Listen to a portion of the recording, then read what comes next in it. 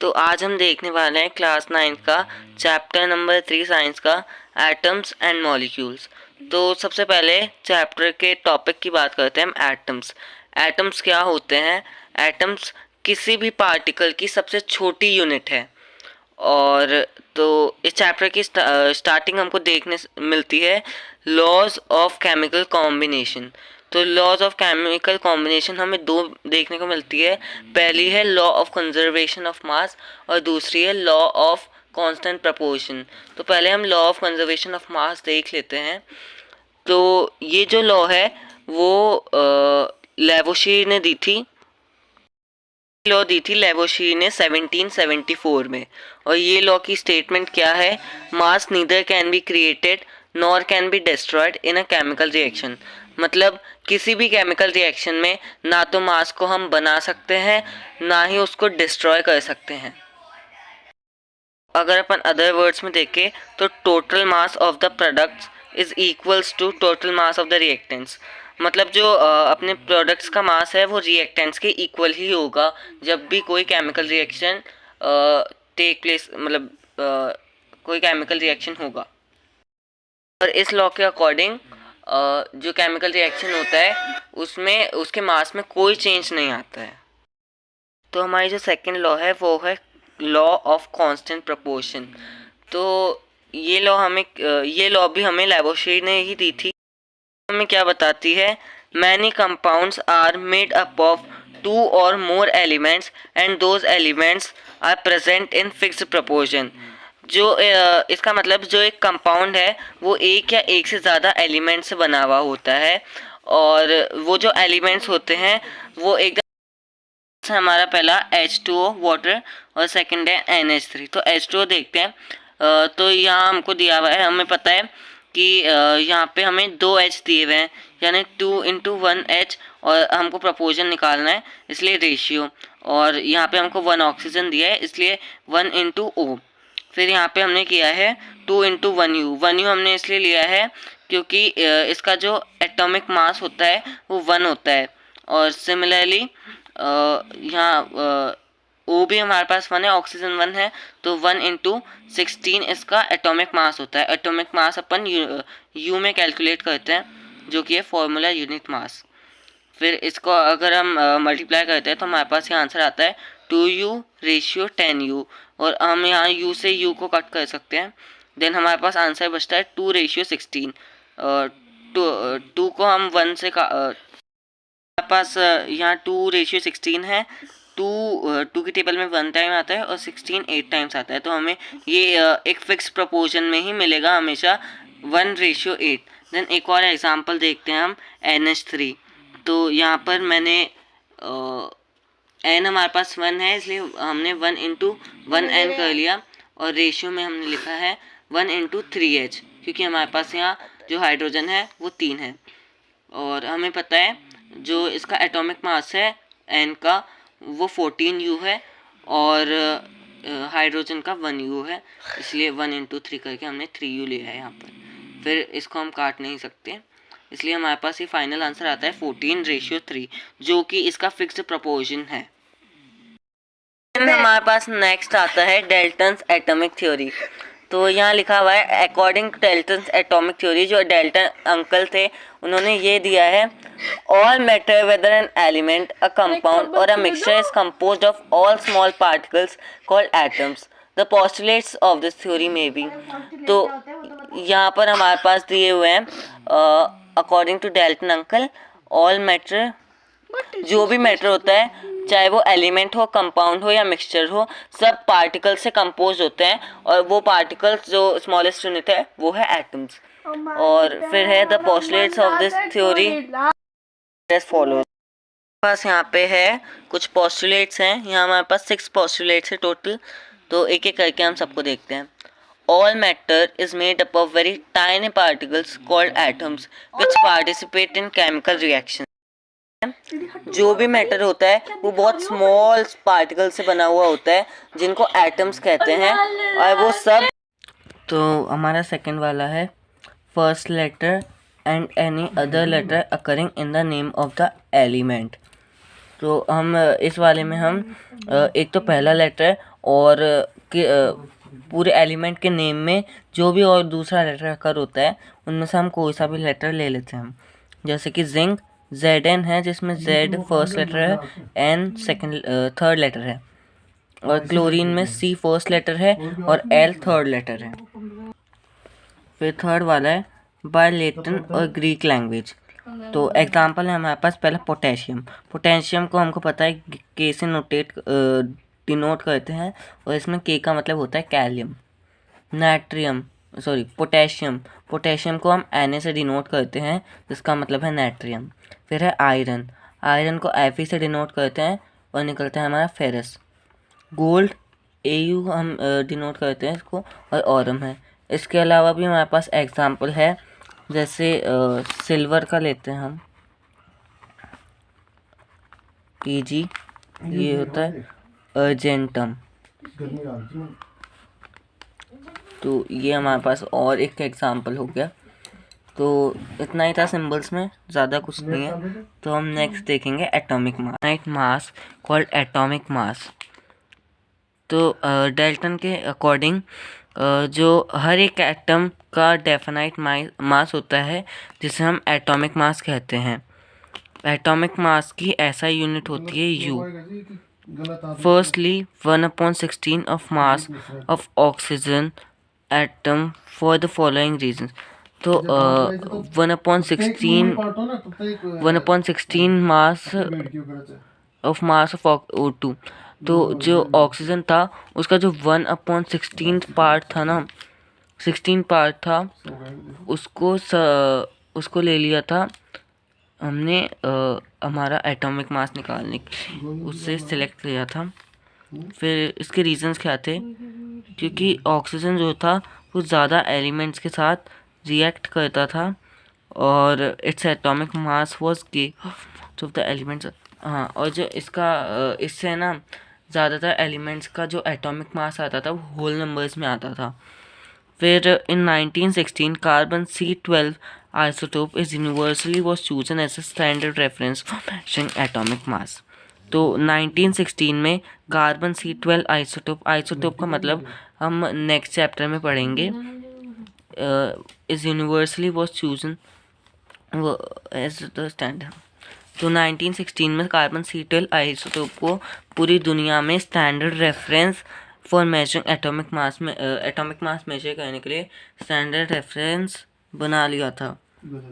फिर 1 atomic mass unit is equals to exactly 1/12 of the mass of an atom C12। तो एक atomic mass exactly इसमें एक carbon के एटम का 12th पार्ट होता था। और इसमें अपन एग्जांपल्स देखें तो हमारे पास यहाँ पे एग्जांपल्स है, जैसे हाइड्रोजन का एटॉमिक मास है 1U, हीलियम का 4U, कार्बन 12, नाइट्रोजन 14, ऑक्सीजन 16, और ये हमारा Na23, मैग्नीशियम 24, Ca40, क्लोरीन 35.5। तो ये हमारे पास कुछ एग्जांपल्स है एटॉमिक मास के। ये सारे बेसिक हैं जो हमें आएंगे, हमारे पास आते हैं। नेक्स्ट है हमारा मॉलिक्यूल। तो मॉलिक्यूल क्या होता है? ग्रुप ऑफ 2 और more atoms that are chemically bounded shows all the property of that substance. तो एक से ज़्यादा एटम्स का जो 2 से ज़्यादा जो एटम्स का केमिकल जो बाउंडेड होते हैं वो केमिकली, और उस सब्सटेंस की सारी प्रॉपर्टीज़ दिखाते हैं, तो उसे हम कहते हैं मॉलिक्यूल। मॉलिक्यूल 2 पार्ट में डिवाइडेड है, मॉलिक्यूल ऑफ एलिमेंट और मॉलिक्यूल ऑफ कंपाउंड। तो मॉलिक्यूल ऑफ एलिमेंट में same element joins together to form element, मतलब इसमें सेम ही एलिमेंट होता है, अलग एलिमेंट्स नहीं आते। एग्जांपल्स O2, N2, H2, इनमें एलिमेंट सेम है, बस जो हमारे पास मॉलिक्यूल्स है वो बढ़ गए हैं। Then different elements join together to form molecule of compound. इस मॉलिक्यूल ऑफ कंपाउंड बनाने के लिए अलग अलग एलिमेंट्स जॉइन होते हैं, जैसे N2O, NH3, H2SO4, CO2। इसमें अलग अलग जो एलिमेंट्स है वो बाउंड हो रहे हैं। फिर नेक्स्ट है हमारा एटॉमिसिटी। तो एटॉमिसिटी क्या है?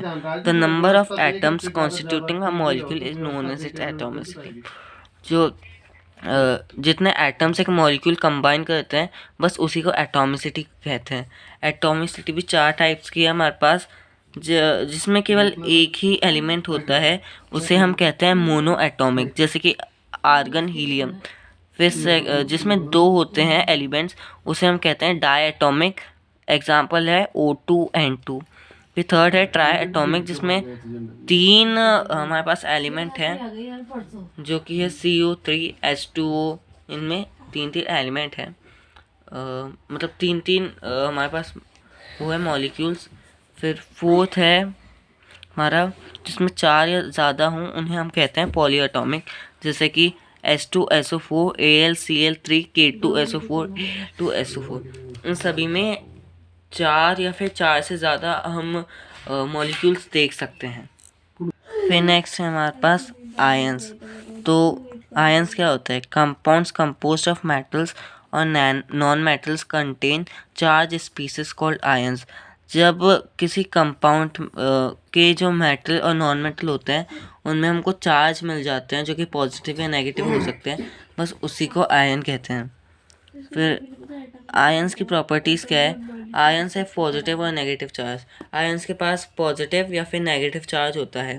फिर आयंस में consist of single charge atom or a group of atom that have an ion charge. तो जो आयंस है उनके पास या तो सिंगल चार्ज होगा जो कि पॉजिटिव या नेगेटिव होगा, या फिर एक एटम का ग्रुप होगा जिसके पास एक नेट चार्ज होगा। नेट चार्ज का मतलब पॉजिटिव और नेगेटिव को जब हम मिलाकर देखते हैं तब उसमें एक नेट चार्ज आता है जो कि पॉजिटिव या नेगेटिव होता है, बस उसी को हम नेट चार्ज कहते हैं।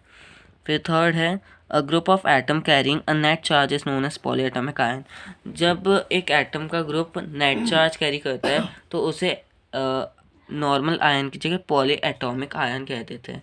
एग्जाम्पल है हमारे पास सल्फेट और सल्फाइड। यहाँ देख सकते हैं सल्फेट है SO4-2 और सल्फाइड है S-2। फिर ये वाली जो टेबल है टेबल 3.6 है, इसको आपको आपके दिमाग में अच्छे से फिट कर लेना है क्योंकि इसमें आपको वैलेंसी भी दे रखी है, आयन का नाम है और सिंबल भी है। फिर इसमें हमारे पास आयन का नाम है, यहाँ हमारे पास नॉन मेटेलिक एलिमेंट है और यहाँ इसके सिंबल है, चार्ज के साथ दिए हुए हैं इसमें भी आप देखो ना। और ये एक्सेप्शनल केसेस हैं, जैसे आयरन का सेकंड भी होता है और थर्ड भी होता है, कॉपर का भी फर्स्ट है यहाँ पर हमारे पास और सेकंड भी है। देन यहाँ पर पॉली एटॉमिक आयंस है जो कि बहुत इंपॉर्टेंट है, जो कि मेनली अकर होंगे आपके एग्ज़ाम में। और यहाँ आपको यहाँ सिंबल दे रखे हैं नेट चार्ज के साथ में, जैसे अमोनियम का N4 NH+4 यहाँ नीचे 4 है। तो ये वाली जो टेबल है आपको अच्छे से याद कर लेनी है। नेक्स्ट है हमारा राइटिंग केमिकल फार्मूला। तो the chemical formula of the compound of a symbolic representation of composition. तो केमिकल फार्मूला क्या होता है? जब कंपाउंड का सिंबॉलिक रिप्रेजेंटेशन उसके हम कॉम्पोजिशन में दे देते हैं तो एक केमिकल फार्मूला हमको मिल जाता है। फिर इधर है वैलेंसी, जिसके बारे में आप डिटेल में नेक्स्ट चैप्टर में पढ़ोगे, पर इसमें भी दिया है, एकदम छोटा सा है। The combining powers of an element is known as its valency. जब एलिमेंट्स के पावर हम कंबाइन करते हैं तो हम उसकी वैलेंसी निकाल सकते हैं और वही उसकी वैलेंसी होगी। यहाँ पर है हमारे पास केमिकल फॉर्मूला लिखने के रूल्स। तो पहला रूल है first symbol goes to the metal and second symbol goes to the non metal. तो जो फर्स्ट सिंबल होगा हमारे किसी भी फॉर्मूले का, जैसे कि NH3 है, तो इसमें जो फर्स्ट सिंबल है ये वाला, ये हमेशा मेटल होगा और ये वाला जो सेकंड सिंबल है वो हमेशा होगा नॉन मेटल।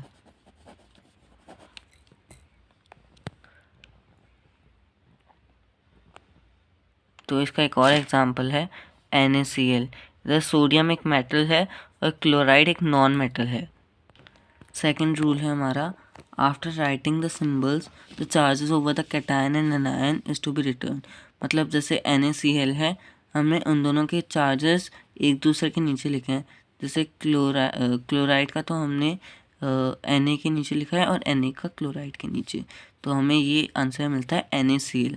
फिर हमारा लास्ट रूल यानी थर्ड रूल है, compound form with polyatomic ion, the number of ion present in the compound is indicated by enclosing the formula of ion in a bracket and rewriting the number of the ions outside the brackets। अगर एक polyatomic ion मिल जाता है हमको, तो जो उसके ion के number होते हैं वो हम इंडिकेट करते हैं फॉर्मूला को अंदर लिख के, और उसके पॉलीएटॉमिक आयन को बाहर निकाल के लिखते हैं। जैसे कि एग्जांपल है हमारे पास ये वाला AlOH3, इसमें हमने इस तरीके से इसको किया है। यहाँ OH का चार्ज है, Al का, फिर हमको मिला है AlOH3। फिर है हमारे पास मॉलिक्यूलर मास। तो the molecular mass of the substance is the sum of the atomic mass of all the atoms. तो मॉलिक्यूलर मास क्या होता है, जिस भी सब्सटेंस का हमको मॉलिक्यूलर मास निकालना है, तो उन सब का सम, उन सभी एलिमेंट्स के एटॉमिक मास को जब हम प्लस कर देते हैं तो हमें मिल जाता है मॉलिक्यूलर मास।